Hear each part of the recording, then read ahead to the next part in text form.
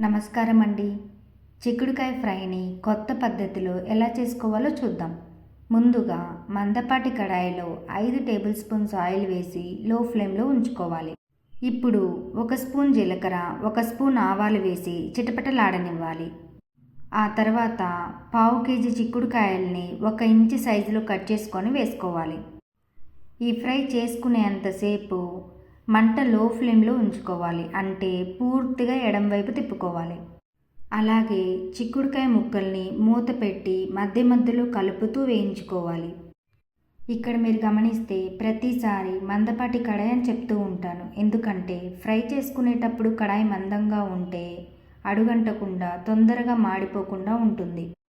అయితేనండి, చిక్కుడుకాయ ఫ్రై కంటే టమాటా వేసి వండితే చాలా బాగుంటుంది. అయితే కొంతమంది మిక్స్డ్ కర్రీస్ తినరు. అంటే చిక్కుడుకాయ టమాటా, దోసకాయ టమాటా తినరు. అలాంటి వారి కోసం ఒక మంచి ఆల్టర్నేటివ్ ఫ్రై అండి ఇది. ఇప్పుడు మీరు గమనిస్తే ముక్కలు మంచిగా మగ్గిపోయినాయి. ఈ స్టేజ్కి రావడానికి నాకు 10 నిమిషాలు పట్టిందండి. ఇప్పుడు 1 స్పూన్ ఉప్పు, పావు స్పూన్ పసుపు వేసి ఒక 2 నిమిషాలు వేయించుకోవాలి.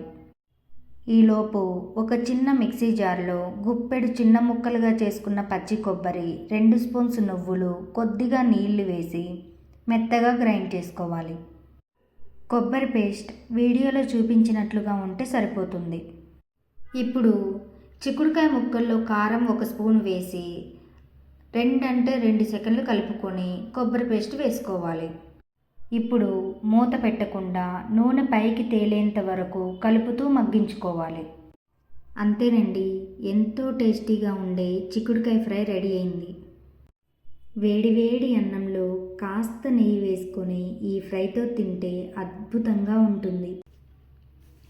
అదేంటోనండి, కూర ఎంత టేస్టీగా ఉన్నా కానీ మా నాన్న కానీ మా వారు కానీ కలిపిస్తే రుచి మరింత పెరుగుతుంది. మీరు కూడా ఒకసారి ట్రై చేయండి. మీ ఎక్స్పీరియన్స్ని కమెంట్ చేయండి. Thank you for watching this.